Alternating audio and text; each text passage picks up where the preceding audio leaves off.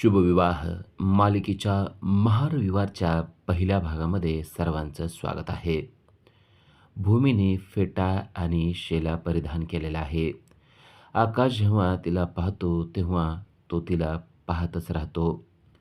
गुढी उभारण्यासाठी तयार झालेल्या भूमीला पौर्णिमा घेऊन येत आहे आणि हे पाहिल्यानंतर रागिणीचा राग अगदी डोक्यात जात आहे. आबी देखील ही गोष्ट पाहतोय. त्याला पण ही गोष्ट पटलेली नाहीये. पण उर्वरित सर्व सदस्यांना मात्र भूमीविषयी खूपच प्रेम वाटतंय. भूमीने आल्या-आल्या आजीचे पाय धरलेले आहेत. आजीचा आशीर्वाद घेतल्यानंतर ती आता रागिणीकडे वळलेली आहे. रागिणीचा देखील तिने आशीर्वाद घेतलेला आहे. रागिणीचा आशीर्वाद घेतल्यानंतर आता भूमी गुढी उभारण्यासाठी आकाशच्या जवळ आलेली आहे. आकाशला हा क्षण खूपच छान वाटत आहे. भूमीने आता कलश पूजनासाठी घेतलेला आहे. कलश पूजनासाठी घेऊन भूमीने त्यावर कुंकाने स्वस्तिक काढत आहे. आकाशचं लक्ष मात्र पूर्णपणे भूमीकडे आहे. रागिणीच्या लक्षात येतंय की आपल्या स्वप्नांचा चकनाचूर झालेला आहे. आकाश आणि भूमी या दाम्पत्याने आता गुढी उभारलेली आहे. भूमीच्या नकळत आकाश आणि भूमी या दोघं दाम्पत्यांनी ही गुढी उभारलेली आहे. सर्वांनी गुढीला हात जोडलेले आहेत. सर्वजण गुढीचं दर्शन घेत आहेत. भूमी आणि आकाश यांनी आता गुढी उभा केलेली आहे. आकाशचा हा क्षण म्हणजे अतिशय आनंदाचा क्षण आहे. भूमी त्याच्याजवळ आहेच, पण त्यातल्या त्यात तिच्या हातून आणि त्याच्या हातून गुढी उभारलेली आहे. रागिनी मात्र दात ओठ खाऊन गुढीचं दर्शन घेत आहे. कारण तिच्या मनासारखी गोष्ट या मुहूर्तावर न घडलेली आपल्याला पाहायला मिळते.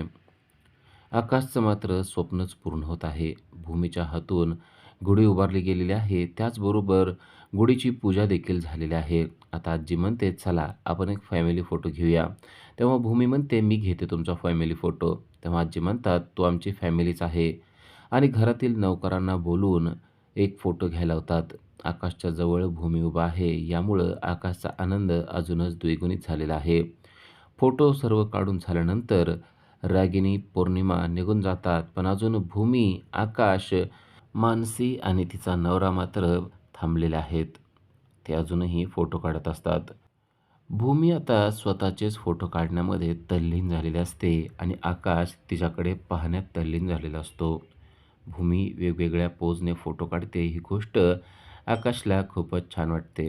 आकाश ठरवतो की आता आपण गुपचूप भूमीचे फोटो काढायचे आणि व्हिडिओ देखील काढायचे.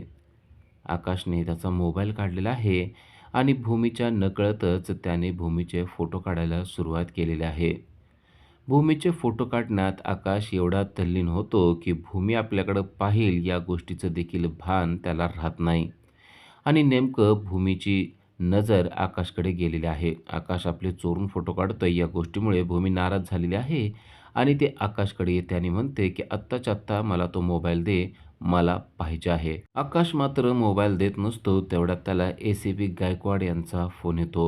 ACP गायकवाड यांनी आकाशला गुढीपाडव्याच्या शुभेच्छा दिल्यात आणि ते उद्या चौकशीसाठी येणार आहेत असं देखील सांगितलेलं आहे. भूमी मात्र अजून आकाशच्या जवळच आहे कारण तिला तो मोबाईल पाहिजे. इकडे रागिनी आणि अबी आता त्यांच्या रूममध्ये आलेले आहेत. रागिनी अजूनही चिडलेली आहे. रागिनी आणि अबी यांच्या पाठीमागे पौर्णिमा देखील आलेली असते. पण रागिनीला मात्र काही खाजगी बोलायचं असतं. म्हणून ती पौर्णिमाला म्हणते की तू जाऊन जेवणाची तयारी कर. तेव्हा पौर्णिमा म्हणते, तुम्हाला काही प्रायव्हेट बोलायचं आहे का? तेव्हा ती म्हणते, कळलंय ना तुला, निघ आता लवकर. पण पौर्णिमाने डाव साधलेला आहे. त्या घरामध्ये तिने गुपचूप चार्जर घ्यायच्या नावाखाली मोबाईल लावून ठेवलेला आहे. मोबाईलचा व्हिडिओ आणि ऑडिओ तिने चालू करून ठेवलेला आहे. जेणेकरून रागिनी आणि अबी नक्की काय बोलणार आहेत हे तिला ऐकायचं आहे. ती निघून जाते, पण मोबाईल लावून निघून जाते. रागिनी चिडलेली आहे आणि त्या अबीला म्हणते, आत्ताच्या आत्ता तांडेलला फोन लाव. त्याला पैसे दिलेले आहेत आणि त्याने तोंड उघडलं नाही पाहिजे. त्यासाठी मला त्याला बोलायचं आहे.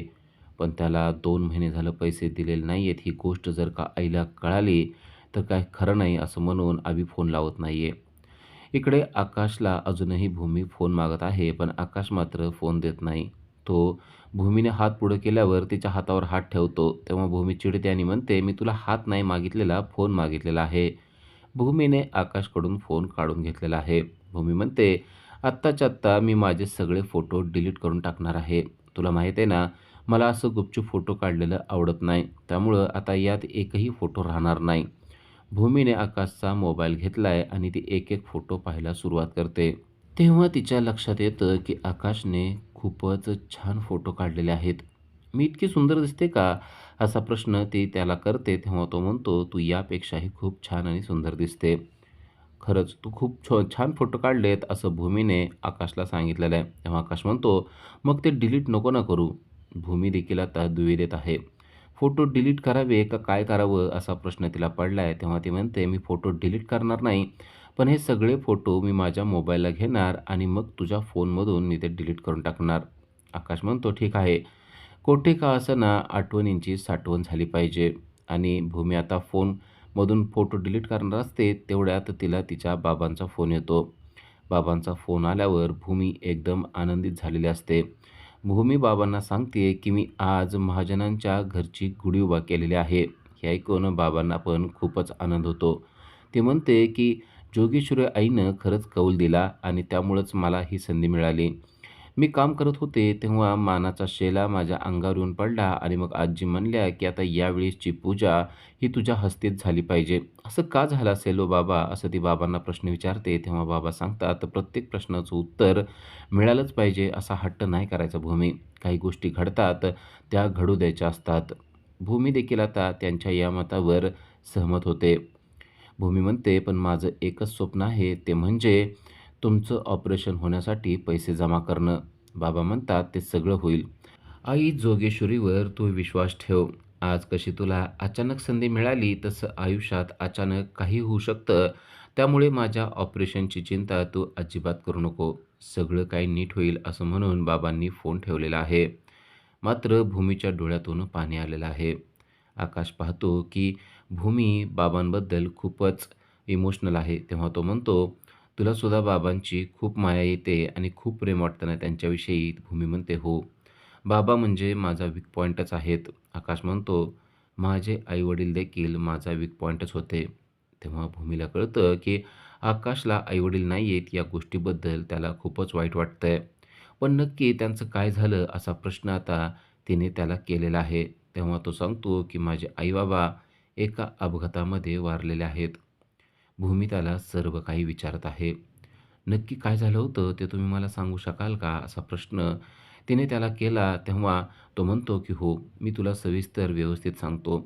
आम्ही तिघंजणं एकदा गाडीनं चाललेलो होतो आणि खूप मजेत, आनंदात आम्ही गप्पा मारत चाललेलो होतो. पण अचानक माझ्या गाडीचे ब्रेक फेल झाले आणि ब्रेक फेल झाल्यावर मी गाडी कंट्रोल करण्याचा खूप प्रयत्न केला, पण ती गाडी मला कंट्रोल झाली नाही. अचानक एक व्यक्ती समोर आला आणि त्याला वाचवण्याच्या नादात मी गाडी पलीकडे वळवली, पण तेवढ्यात आमचा खूप मोठा भीषण अपघात झाला आणि या अपघातामध्येच माझे आई-बाबा दगावले. मी त्या गाडीच्या काचेतून पुढं पडलो आणि नेमका मला पाठीमागं मार लागला. पण माझ्यासमोर माझे आई-बाबा गाडीमध्येच गेले." हे सांगत असताना आकाशच्या डोळ्यातून देखील पाणी येत असतं. भूमी आकाशकडे पाहते. आकाशला पण चुकीचा प्रश्न तर नाही ना विचारला असा विचार करून ती त्याला सॉरी म्हणते. तेव्हा आकाश म्हणतो, "यात सॉरी म्हणण्याचं काय आहे? जे काही घडलं ते मी तुला सांगितलंय आणि तुला ऐकू वाटलं असेल म्हणूनच तर तो हा प्रश्न विचारला." आकाश मात्र खूपच गंभीर झालेला आहे. पण भूमीने त्याच्यापुढं आता एक नवीनच प्रश्न सांगितलेला आहे. तो म्हणजे, "नक्की तुमच्या गाडीचे ब्रेक कसे फेल झाले यावर तुम्ही कधी विचार केला का?" तेव्हा आकाश म्हणतो, "मला असं वाटतं, की आमचा कोणीही विरोधक नाहीये आणि कधीही विरोधक नव्हता. त्यामुळं कोणीतरी जाणीवपूर्वक ही गोष्ट करणं मला तर काही शक्य वाटत नाही." पण भूमीने आकाशच्या मनामध्ये एक शंका निर्माण केलेली आहे, की अचानक ब्रेक फेल होत आहेत म्हणजे हे कोणीतरी केलेलं असू शकतं. हे जर का आता आकाशच्या लक्षात आलं, तर आकाश या गोष्टीचा पाठपुरावा करेल आणि माझी गाडी नक्की ब्रेक फेल का झाली, त्याच्या पाठीमागं घरातीलच कोणी सदस्य असू शकतो का, असा अर्थ देखील तो काढू शकतो. भूमीच्या या प्रश्नाचा उलट विचार करून आकाश रागिणीपर्यंत पोहोचू शकेल का? आणि आकाश रागिणीपर्यंत पोहोचून तिला शिक्षा देऊ शकेल का? हे आपल्याला पुढील भागातच पाहता येणार आहे. अशाच अपडेटसाठी आजच आमच्या चॅनलला सबस्क्राईब करा. थँक